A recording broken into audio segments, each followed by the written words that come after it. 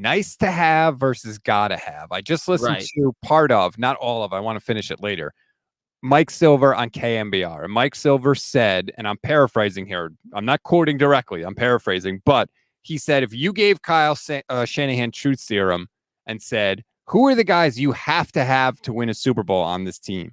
He would tell you Christian McCaffrey. He would tell you Trent Williams. He would tell you Nick Bosa. He would tell you Brock Purdy. And then he would maybe tell you Fred or Kittle. Take your pick. But you know who he wouldn't have on the list? Brandon Aiyuk. And if you look at everything the 49ers have done, that's what they're telling you. They're telling you this guy is not one of the key pieces. We'd love to have him. We'd prefer not to try to win a Super Bowl without him, but we think we can. Whether you agree with that or not, I think that's what they are thinking, and I think Mike Silver agreed on KM. 100%. And it goes a point further because I've had this argument a lot. It's the Deebo versus Aiyuk argument within this, right? Like, there's those guys versus Aiyuk, and then there's the individual of Deebo versus Aiyuk. And I think that overall, I've probably lost this argument over the course of 2 years because I think at this point today, Aiyuk has proven today that he is objectively a better player probably than Deebo. I agree. Right? And I don't know that I was saying that even when it was closer 6 months ago. I was still giving Deebo the benefit of the doubt. But over the course of the season, the way it played out, Aiyuk is objectively better.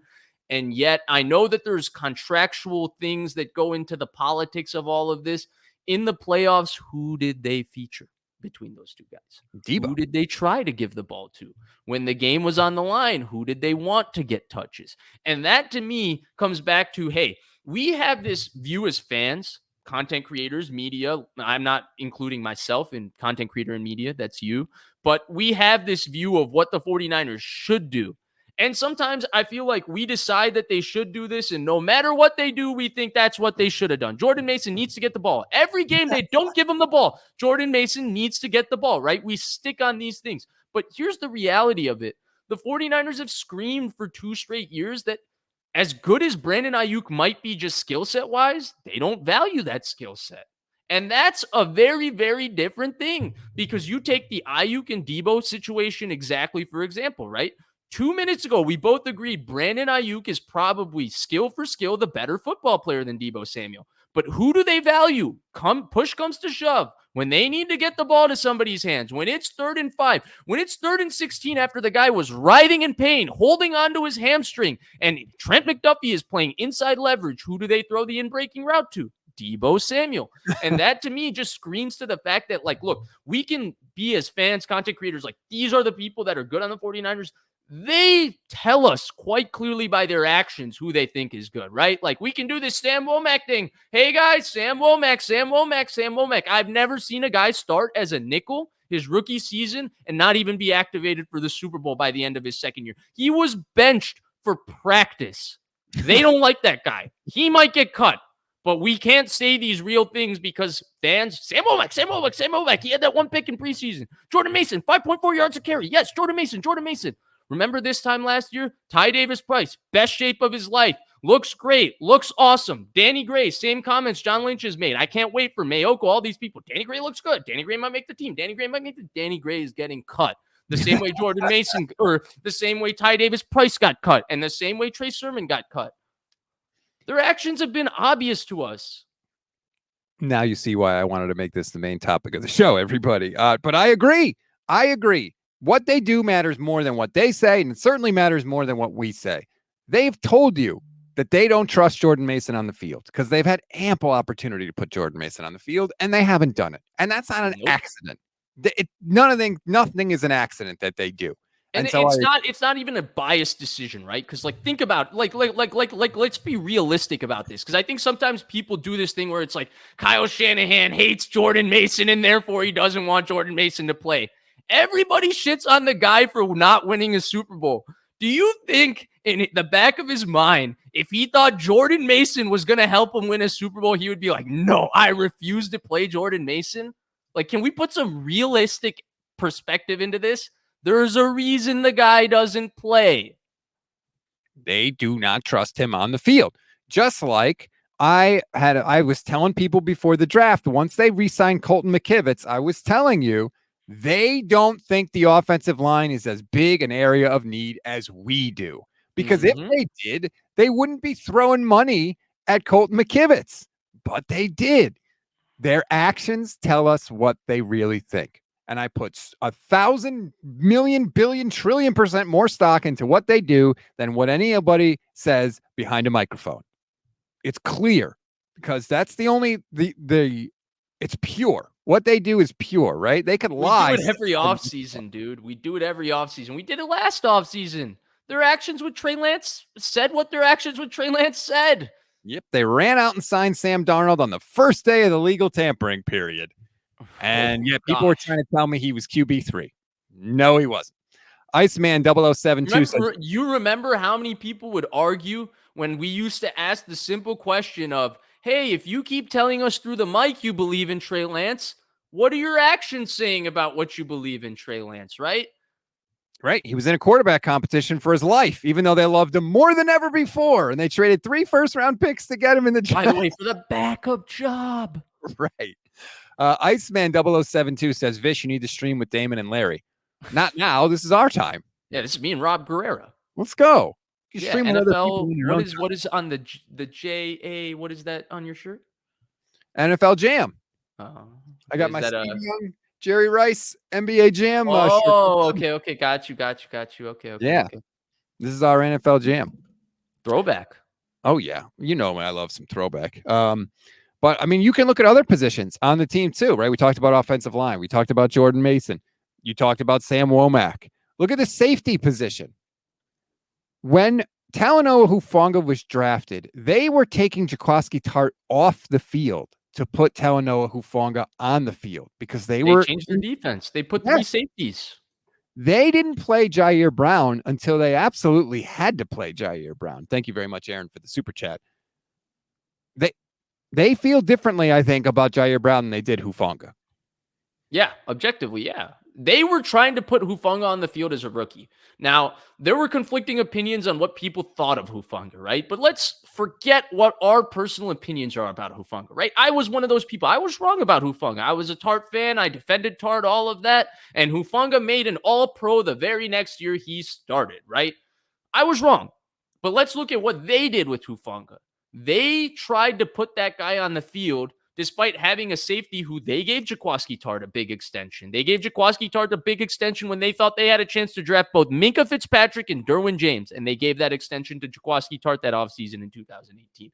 They paid Jimmy Ward, and they still put 3 safeties on the field with Hufanga. Then, when they saw Hufanga and Tashawn Gibson had developed a rapport with Jimmy Ward out, they didn't take Jimmy Ward and say, Jimmy Ward, you are one of our best players. Come back and play safety. They said, Jimmy Ward, you find a freaking way to play nickel or you're freaking done because we're in on these 2 guys, right? Right. Remember with Jair Brown, it was like, oh, man, we forgot to play that guy, right? We weren't sure if he was supposed to play. Logan Ryan, man, when he was at Disney World, he picked up some good shape on that cruise when we signed him. But I'm joking a little bit. I'm being extra facetious. I'm obviously being sarcastic. The point is their actions with Jair Brown have not screamed that they trust Jair Brown necessarily today. And they look at Jair Brown as a long-term answer. The only reason I contrast that is because I feel like there's more positivity towards the upside of Jair Brown than there was ever for Hufanga. And you look at what their actions were to Jair Brown as a rookie, and you look at what their actions were to Hufanga as a rookie, something is not adding up with the logic that goes into that opinion. And remember, Jair Brown was a 3rd-round pick. Talanoa Hufanga was a 5th-round pick. So you would think that maybe they'd be a little biased towards Jair Brown, right? Because they took him earlier. But I think once they saw what they had and they saw the way that Hufanga plays, they wanted to get him out there on the field. And frankly, I get it. I love Talanoa Hufanga. I know he's not perfect, and I get that. I love the instinctual play. I think that he can be one of those kind of equalizer players, or maybe your defense, like especially last year, in a year where maybe Steve Wilkes wasn't making some of the calls that people liked. You know, Kyle Shanahan talks all the time about how sometimes you have to overcome coaching, right? You have to overcome a bad call. Hufanga strikes me as one of those players that might not go where he's supposed to go on a particular play because his instincts are telling him to go somewhere else. And maybe that could lead to a good play that you might not otherwise get from somebody else. And I thought it was really interesting, Vish. I don't know if you saw any of Hufanga's press conference this week. He said he was talking with John Lynch, and John Lynch basically told him, like, hey, if you sniff something out, if your spider sense is tingling, trust that and go to that and do that. Don't worry so much about what you think the play call is. And so that was encouraging to hear, because I think that's his best strength. 100%. I will say something that I think that people haven't necessarily given enough credence to. To me, Jair Brown and Talanoa Hufanga are redundant. They are not complementary players. They are pretty much, to me, skill set wise, you want to use them very similarly. Jair Brown's most success in the last season was not when he was playing in the post. It was when they started putting him closer to the line of scrimmage. Because just like Hufanga, he's instinctual. He gets himself around the ball, but he's not. Unfortunately, I don't necessarily know if he's as good as Hufanga. Honestly, I liked Hufanga's rookie year better than I like Jair Brown's rookie year. And I say this as someone, and here's where maybe I'm giving myself objectivity and seizing it, but I liked Jair Brown coming out of college way more than I liked Talanoa Hufanga coming out of college. But I like Talanoa Hufanga's rookie year much better than I like Jair Brown's rookie year. I think they're redundant. I think in a lot of ways, Jair Brown's here because they don't want to pay Hufanga and they understand what paying a safety is. And they understand that Hufanga made already a first-team All-Pro as a second-year player. He's 1 year away from a big contract. That's his situation right now. And so I think that's why Jair Brown is here. But I look at them as redundant players, and I think Hufanga is the better version of that player.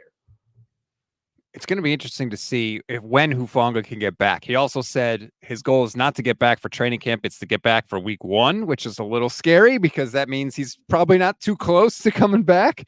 And we know, again, slow 40 time and all that. So we'll have to see how he plays. And more than that, this was a banged up player, right? Like he went in the 5th round, but he was the Pac-12 Defensive Player of the Year, which is a pretty phenomenal accolade, regardless of what conference you're in, right? Like Defensive Player of the Year in that conference, that means you produced.